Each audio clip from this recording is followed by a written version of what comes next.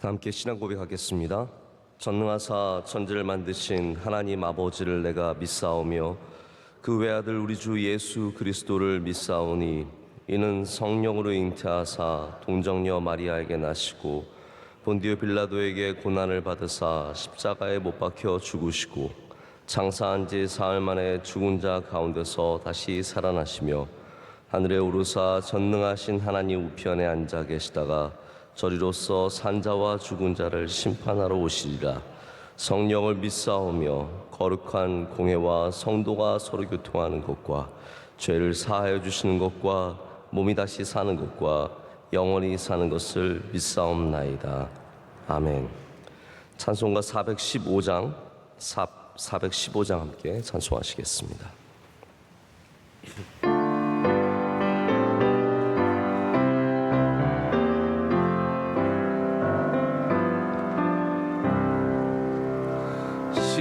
십자가 그늘 아래 나 쉬기 원하네.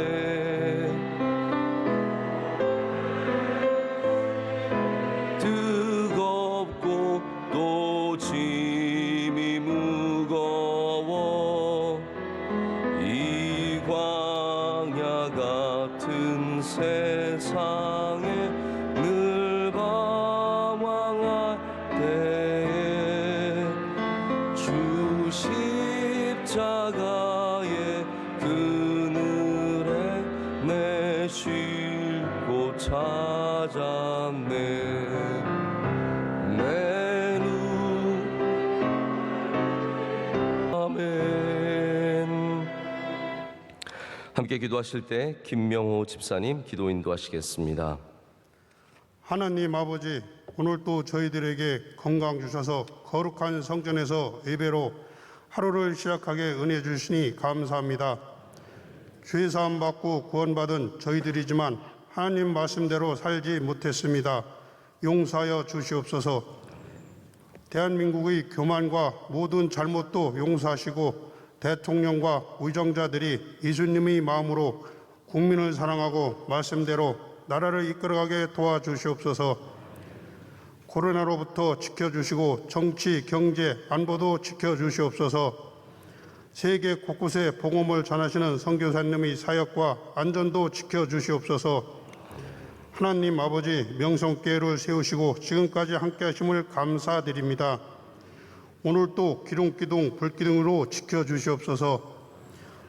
평생 오직 주님과 기도의 본을 보이신 원로 목사님과 사모님 더욱 강건하게 하시고 비전 선교 사역을 통해 주님의 위로와 사랑으로 어려움을 겪는 교회들이 회복되고 한국교회가 다시 일어나게 하옵소서. 하나님께서 세우신 담임 목사님께도 강건하심과 말씀의 능력을 더하셔서 힘들고 지친 심령들이 말씀을 통해 힘을 얻어 더욱 힘있게 여호와를 의지하게 하옵소서.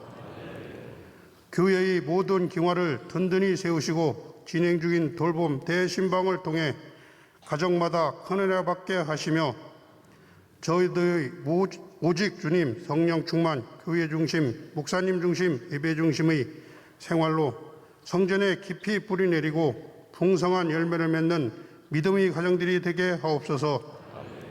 주님, 교회의 많은 기관 중 차량부를 세워주시니 감사합니다.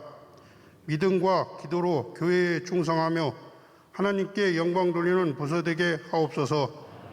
예수님 이름으로 기도드립니다. 아멘. 아멘. 오늘 우리에게 주신 하나님의 말씀 빌립보서 4장 4절부터 7절까지의 말씀입니다. 빌립보서 4장 4절부터 7절까지의 말씀입니다. 우리 내전의 말씀을 처음부터 끝까지 같이 함께 봉독하겠습니다. 주 안에서 항상 기뻐하라. 내가 다시 말하노니 기뻐하라.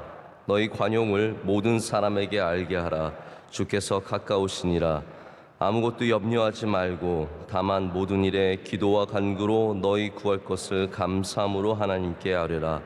그리하면 모든 지각에 뛰어난 하나님의 평강이 그리스도 예수 안에서 너희 마음과 생각을 지키시리라. 아멘.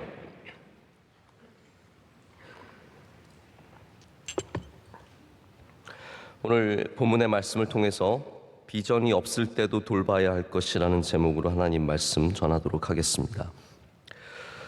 우리 모두가 꿈을 꾸면서 그리고 소위 말하는 비전을 갖고 뜨겁게 살아가면 참 좋겠지만 우리 삶 가운데는 때로는 아무것도 할 수 없고 비전이 보이지 않고 또 때로는 비전이 있어도 그것을 행할 수 있는 능력과 자원이 부족할 때가 있습니다. 좀 답답한 시기들이죠. 바로 요즘도 그런 것 같습니다. 이 코로나의 시기가 우리의 운신의 폭을 너무나 좁게 하고 우리로 꿈꾸지 못하고 현실에 굉장히 답답한 마음을 갖게 하는 어려운 시기인 것 같습니다. 코로나 블루라고 하죠. 코로나 때문에 우울증 환자가 많이 늘었고 굉장히 답답해하는 분들도 많이 있습니다. 특별히 우리 젊은 친구들이 굉장히 어려운 시기이기도 합니다. 근데 바울의 경우도 오늘 말씀을 보면은 우리가 그런 비슷한 상황에 있다는 것을 알 수 있습니다. 여러분 잘 아시다시피 빌립보서는 옥중서신이라고 불립니다. 바울은 지금 어떠한 형태인지는 우리가 분명히 알 수 없지만 감옥에 갇혀 있습니다. 굉장히 막막한 상황 속에서 그는 교인들에게 편지를 쓰고 있습니다. 우리가 잘 아는 에빌골이라고 하는 에베소서, 빌립보서, 골로새서를 넘어서서도 많은 옥중서신이 우리 성경 안에 있습니다. 근데 그 안에 있는 항상 변치 않는 한 가지 목적과 비전이 있다는 것을 여러분께서 잘 아실 거라고 생각합니다. 바울에게 있어서 그가 감옥에 있든 그가 떠날 날이 가까이 왔든 아니면 그가 최고로 활발하게 왕성하게 활동을 하든 그는 변치 않는 한 가지 비전이 있었는데 그것이 바로 복음을 전파하는 것이요 하나님이 주신 사명을 감당하는 것이었습니다. 제가 다시 이것을 강조하는 것은 앞이 보여서 그 비전을 가졌던 것 아니라는 겁니다. 이해가 되시죠? 내가 남은 생애가 많고 내가 젊고 힘이 있고 내 옆에 도와주는 사람들이 있고 내가 지금 꿈꿀 시기이기 때문에 그 꿈을 꾼 것만이 아니라 감옥에서 언제 나갈지 모르고 내가 언제 죽을지 모르고 어떤 상황을 만날지 모르는 상황 속에서도 똑같은 꿈을 꾸고 있었다라는 것이죠. 그 비전이 바뀌지 않았다라는 겁니다. 그래서 3장 12절 이렇게 얘기를 합니다. 우리가 바로 전장이니까 한번 보시죠. 내가 이미 얻었다 함도 아니요 온전히 이루었다 함도 아니라 오직 내가 그리스도 예수께 잡힌 바 된 그것을 잡으려고 달려가노라. 14절엔 똑같은 말씀인데 이렇게 되어 있어요. 표대를 향하여 그리스도 예수 안에서 하나님이 위에서 부르신 부름의 상을 위하여 달려가노라. 아멘. 이것이 바울이 좋은 상황 속에서 굉장히 밝은 미래를 바라보면서 쓰는 이야기는 아니라는 말입니다. 바울에게는 이렇게 감옥 안에서도 변치 않는 비전이 있었습니다. 성경은 바로 이렇게 감옥에 있는 바울이 꿈꾸는 것을 보여주면서 우리에게 오늘 뭐라고 권고하고 있습니까? 지금 똑같은 상황이에요. 우리도 감옥은 아니지만 보이지 않는 감옥, 이 코로나 시대에 또 아마 여러분의 상황 속에서 여러 가지 상황 속에서 내가 무슨 꿈이냐, 이 나이에 무슨 비전이냐, 혹은 다 끝났다라고 생각할 수 있겠지만 그 안에서도 우리에게 권고하고 있습니다. 그것이 뭐냐면 제가 드리고 싶은 말씀은 이겁니다. 앞이 보이지 않을 때도 비전이 없을 때도 나이와 상관없이 우리의 기본을 돌보라는 것입니다. 저는 이게 굉장히 중요하다고 생각합니다. 앞이 보이지 않을 때는요, 지금 당장 가장 기본적인 것들을 더욱더 충실하게 할 수 있어야 합니다. 거기에 힘이 있고 그것들이 쌓일 때 다시 소망이 되는 것을 보게 됩니다. 우리 교회도 마찬가지입니다. 우리 교회가 이러한 답답한 시기에 굉장히 제한된 모임 속에서 어떤 분들이 지난 토요일 날 아마 제가 잠깐 어떤 분 소개했던 거 기억나시죠? 이제 그분들이 한 3분 정도가 오셨는데 두 분은 스티븐 모리슨이라고 한국에서 입양되어 가셔서 미국에서 그래도 좋은 부모님 만나셔서 아주 훌륭하게 공부를 하시고 인공위성 GPS 쪽으로 아주 선두 아주 개발자인 역할을 하셔서 굉장히 큰 기업을 이끄시고 그 다음에 우리나라에 돌아와서 이제 입양하는 거에 대해서 이제 홍보하시고 그런 일들을 하시는 아주 귀한 분이세요. 또 다른 한 분은 이제 제가 농담 삼아 어딜 가도 온누리교회 교인 만난다 했는데 온누리교회 집사님인데 그분도 역시 입양 쪽으로 이렇게 입법이라든지 이런 쪽으로 역할을 하시는 분들인데 그분들이 토요일 날 우리 교회에서 새벽 예배 드리고 가서 여기 명성교회만 코로나가 없는 것 같다고 그런 말씀을 하셨거든요. 근데 이제 뭐 왜냐하면 새벽 예배 이렇게 많이 나오시니까 이제 그런 얘기를 하는 것 같아요. 아마 우리 교회는 조금 예외적인 모습들이 있을 거예요. 하지만 그래도 큰 울타리로 보자면 우리 굉장히 교회로서도 답답한 시기이고 어려운 시기임이 분명합니다. 우리 어린이들이 먼저 모이지 못하고 우리가 어떻게 미래를 준비해야 할지, 여러분 어떻게 미래 준비할지 아세요? 다 보이세요? 여러분 어떻게 하면은 우리가 1년 뒤에 정상적인 삶으로 돌아갈 수 있을지 보이십니까? 여러분 잘 안 보이거든요. 이렇게 보이지 않을 때 우리가 해야 되는 것이 뭐냐 하면 우리의 기본을 다시 다지는 겁니다. 혹시 뭐 지금 유튜브로 예배 드리시는 분의 C채널로 예배 드리시는 분들 가운데도 병원에서 예배 드리시는 분들이 계실 거예요. 내가 나을지 안 나을지, 언제 나을지 답답할 수 있거든요. 청년들 가운데 정말 미래가 안 보이는 또 처음에는 여유롭게 지내다가 나이가 좀 들고 나서 이제 좀 짝을 찾아볼까 하다가 훌쩍 나이가 들어버린 배우자가 안 보이는 사람들도 있을 수 있고요. 또 우리 직장인들 가운데 매일 반복되는 삶에 지쳐있는 분들이 있고 또 우리 주부들 가운데는 내 삶이 의미가 없다. 나 맨날 이렇게 그냥 집에서 아이들 돌보고 집안일 하다가 내 인생이 끝나는 건가라는 생각을 가지신 분들도 있을 것 같습니다. 그때 우리가 이 말씀을 좀 주목해 봐야 합니다. 우리가 우리에게 주시는 우리에게 명령하시는 하나님의 말씀입니다. 그것이 무엇입니까? 기뻐하라. 너희 관용을 모든 사람에게 알게 하라. 기도하라. 이 세 가지의 가장 기본적인 것들을 가르쳐주고 계십니다.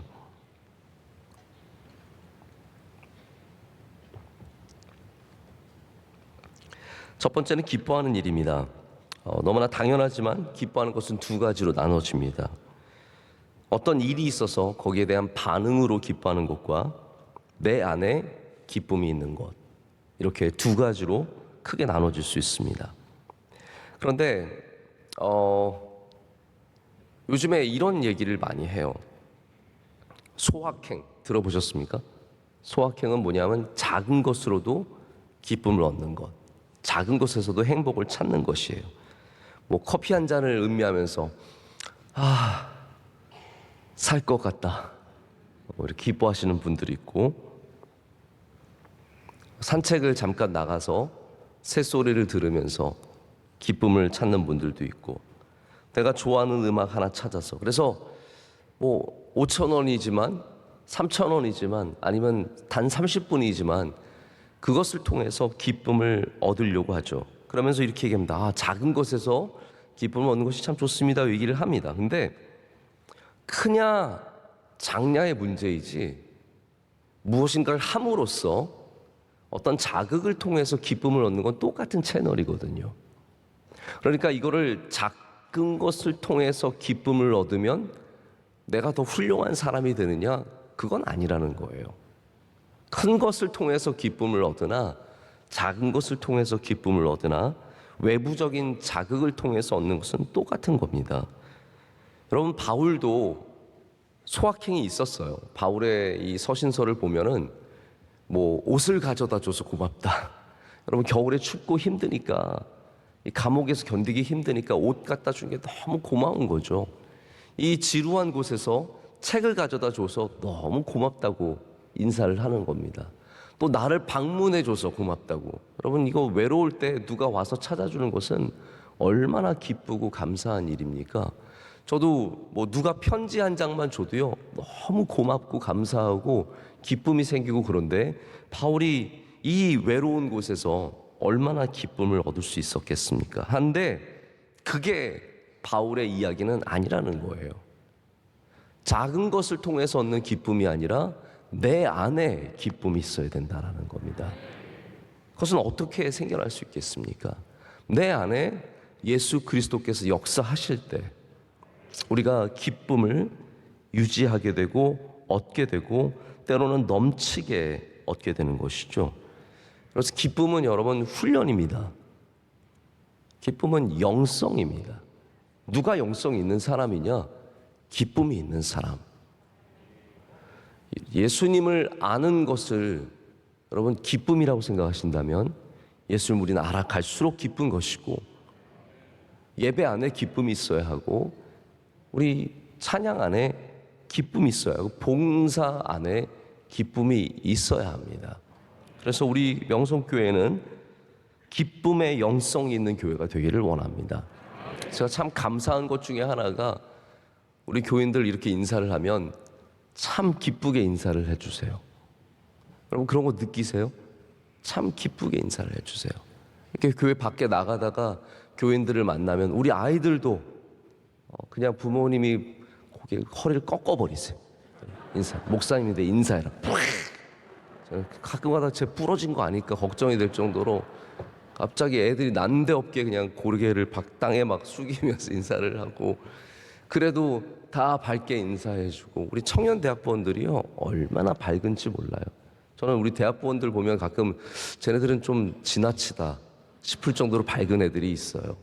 근데 그게 너무 고맙고 기쁜 거예요.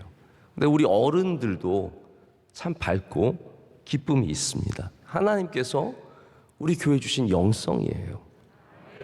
상황에 밀리지 않고 우리 안에 계신 예수 그리스도로 말미암아 기쁨을 갖는 것, 이게 여러분 기본기입니다. 성도의 기본기입니다. 코로나 블루는 물러갈 줄로 믿습니다. 이 어려운 상황 속에서도 바울이 빌립보에서 끊임없이 기뻐하라고 얘기하는 것처럼 우리 모든 성도들이 기쁨을 되찾는 은혜가 있기를 원합니다. 자, 두 번째는 관용을 갖는 것입니다. 여기 관용은 gentleness라고 부르거든요. 영어로는 gentle이라고 되어 있습니다. 그럼 gentle은 성경에서 주로 뭐라고 번역이 되어 있냐면 온유로 번역이 되어 있어요. 그래서 여기 나오는 관용은 물론 온유와 관용 똑같이 마음이 넓은 것을 말하는 거예요. 우리 지난 주일 원로 목사님께서 온유에 대해서 말씀 전하신 거 들으셨죠?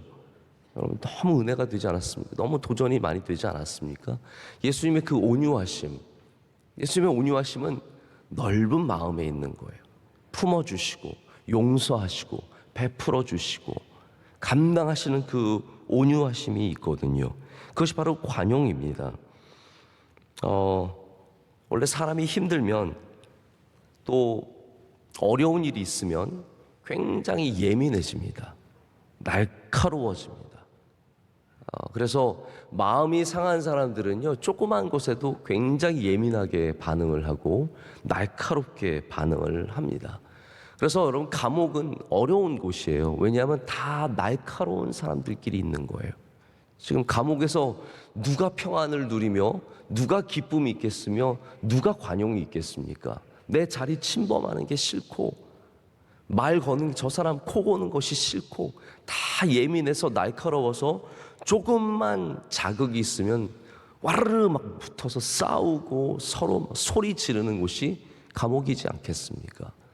이 세상이 여러분 그런 모습들이 얼마나 많은데요. 지하철에서 예민한 사람들끼리 부딪혀서 싸우게 되는 거고, 도로를 올라가면 차를 모는 사람들이 예민해져서 아무것도 아닌 일에, 이번에 제가 너무 끔찍한 소식을 들었어요.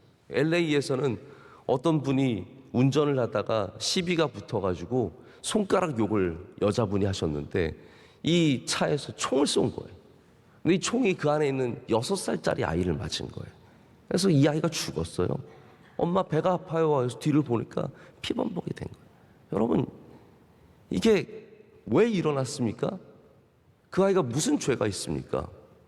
이게 사람들이 예민해지면요 관용이라는 게 없어지는 거예요. 넓은 마음이 다 사라져 버리는 겁니다. 어려운 때는 관용을 되찾아야 합니다. 이게 성도의 기본이라는 거예요. 성도가 반드시 갖춰야 되는 겁니다. 여러분, 우리 교회 안에서 일하다가도 예민해지기 쉽습니다.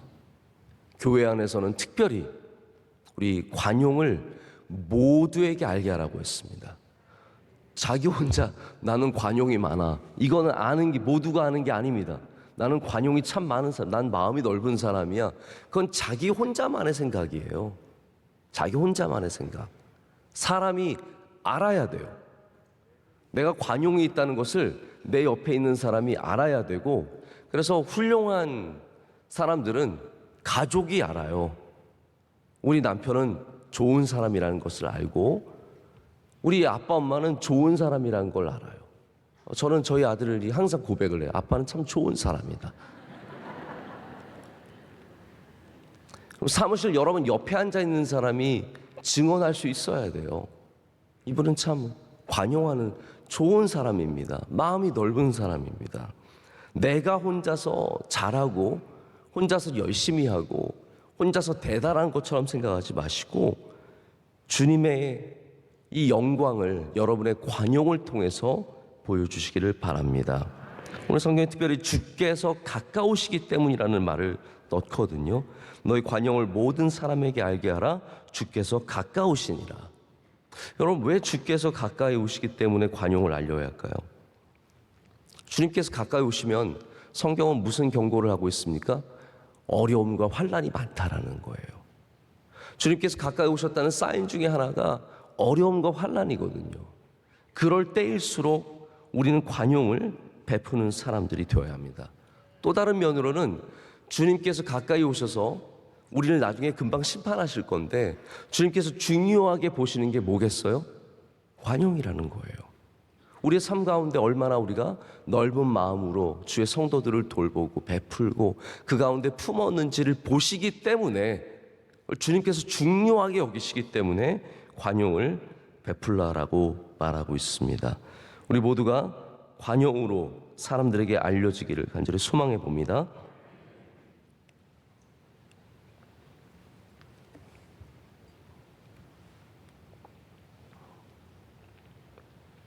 세 번째는 기도입니다. 자, 이 말씀은 여러분께서 너무나 잘 아시는 말씀인데 6절 말씀 다시 한 번만 읽겠습니다. 함께 읽겠습니다. 아무것도 염려하지 말고 다만 모든 일에 기도와 간구로 너희 구할 것을 감사함으로 하나님께 아뢰라. 아멘. 자, 오늘 나오는 이 기도는 수학이 있습니다. 더하기와 빼기가 있습니다. 먼저는 뭘 빼야 되는지 알아야 합니다. 뭘 뺍니까? 염려를 뺍니다. 뭘 더해야 합니까? 감사를 더해야 합니다. 자, 이 기도가 갖고 있는 중요한 수학 공식이에요. 기도는 항상 염려를 빼고 감사를 더해야 합니다. 이것이 기도의 공식입니다. 세상은 반대입니다. 세상은 염려를 더해주고 감사를 빼갑니다. 그렇기 때문에 우리 삶에 밸런스를 찾아오기 위해서는, 이 어두운 곳에서 빛으로 덮기 위해서는, 이 답답한 상황 속에서 소망을 갖기 위해서는 거꾸로 가야 되는 거예요. 반대로 가야 되는 거예요. 그래서 기도가 없으면 염려로 인생이 덮입니다.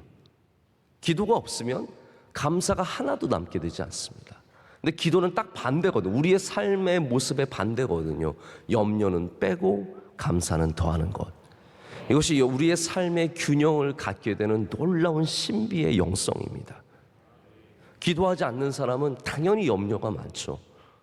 기도하지 않는 사람은 당연히 감사가 없죠. 여러분, 어두운 세상이고 답답한 상황이어도 기도해야 합니다. 그러면 하나님께서 오늘 마지막 말씀에 뭐라고 말씀하십니까? 모든 지각에 뛰어난 전지전능하신 하나님께서 그 평강으로 그리스도 예수 안에서 너희 마음과 생각을 지키시리라. 이것이 우리에게 주시는 확신의 말씀입니다. 자, 다시 말씀을 이제 결론을 맺을 텐데요. 답답하고 어려운 상황, 앞이 보이지 않는 상황, 내가 어떻게 될지 모르는 상황, 그리고 내 주위의 사람들이 예민하고 힘들고 괴롭게 하는 이 모든 어려움 속에서 우리가 해야 할 일이 있습니다. 우리 기본을 돌보는 것입니다. 혹시 건강을 잃어버렸든, 자녀와의 다툼이 있든, 부부끼리 어려운 상황을 만났든, 경제적인 어려움을 만났든, 시험과 환난과 고난을 만났든 똑같습니다. 바로 그 답답한 상황 속에서 우리가 붙잡을 수 있는 것은 기본입니다. 여러분, 기쁨의 영성을 되찾으시길 바랍니다. 여러분의 성품이 이 어려울 때일수록 더욱더 관용으로, 온유함으로 채워지기를 원합니다. 그리고 마지막으로는 기도하시기를 축복합니다. 염려를 빼고 감사를 더하는 기도가 이 능력 있는 기도라는 거예요. 이렇게 할 때 주님께서 그리스도 예수 안에서 여러분의 마음과 생각을 지켜주셔서 이 어려운 시기를 넉넉히 감당하게 하시고 다시 꿈을 향해 달려갈 수 있는, 다시 비전을 갖고 힘을 낼 수 있는 그러한 은혜를 우리 모두에게 주실 줄로 믿습니다. 함께 기도하시겠습니다.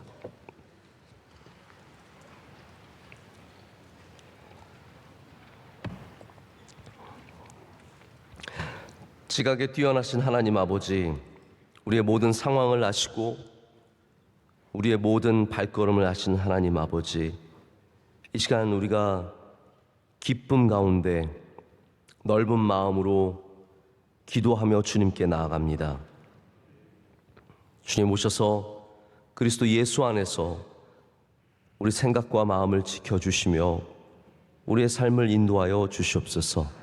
우리는 여기를 어떻게 빠져나가야 하는지 알 수가 없습니다. 우리는 앞으로 세상이 어떻게 변할지 잘 모르겠습니다. 나의 인생을 어떻게 살아가야 할지 잘 모르겠습니다. 하나님, 우리는 연약하고 지혜가 없습니다. 우리를 불쌍히 여겨주시고 하나님 우리에게 가르쳐 주시고 우리에게 알려주시고 우리를 친히 인도하여 주시옵소서. 다만 우리 이 어려울 때 우리는 더 기도에 힘쓰고 우리의 마음을 돌보고 주님 주신 교회를 귀하게 여기며 믿음을 지키며 나아가겠습니다. 우리 가운데 역사하셔서 하나님 이 시기를 넉넉히 이겨내는 은혜를 허락하여 주시옵소서. 오늘 기도하신 집사님의 기도 주님께서 들어주시고 응답하실 줄로 믿습니다. 하나님께서 갑절의 은혜를 허락하여 주시옵소서. 차량부 위에 은혜를 내려 주시옵소서. 많은 주님을 섬기는 주님의 귀한 종들 어디에서 섬기든지 관용을 모든 사람에게 알리게 하여 주시오며 그로 인해서 하나님께 영광을 올려드리게 하여 주시옵소서. 오늘도 많은 기도의 제목을 갖고 나왔습니다. 하나님 우리 성도들 건강함을 허락하여 주시고 가정의 평안을 허락하여 주시오며 하나님 그 하시는 모든 일들이 복될 수 있도록 주님 은총에 은총을 더하여 주시옵소서. 모든 어두움은 물러가고 주님이 주신 평안과 능력이 우리 삶 가운데 가득할 줄로 믿습니다. 우리 명성교회 기름 부어 주시옵소서. 성령 충만한 교회가 되게 하여 주시옵소서. 대한민국 위에 은혜 내려주셔서 하나님 어려운 시기를 잘 이겨내게 하여 주시오며 나라가 하나 될 수 있도록 주님 우리를 불쌍히 여겨주시며 친히 역사하여 주시옵소서. 오늘 목사님 오늘도 지방에서 많은 일들을 감당하실 때 주님 친히 동행하여 주시옵고 하시는 모든 일들 가운데 기름 부어 주시옵소서. 이 모든 것을 주님께 감사함으로 아뢰옵고 우리를 사랑하시는 예수 그리스도의 이름으로 기도드립니다. 아멘. 하늘에 계신 우리 아버지여, 이름이 거룩히 여김을 받으시오며 나라에 임하옵시며 뜻이 하늘에서 이루어진 것 같이 땅에서도 이루어지이다. 오늘날 우리에게 일용할 양식을 주옵시고 우리가 우리에게 죄진 자를 사하여 준 것 같이 우리의 죄를 사하여 주옵시고 우리를 시험에 들게 하지 마옵시고 다만 악에서 구하옵소서. 대개 나라와 권세와 영광이 아버지께 영원히 있사옵나이다. 아멘.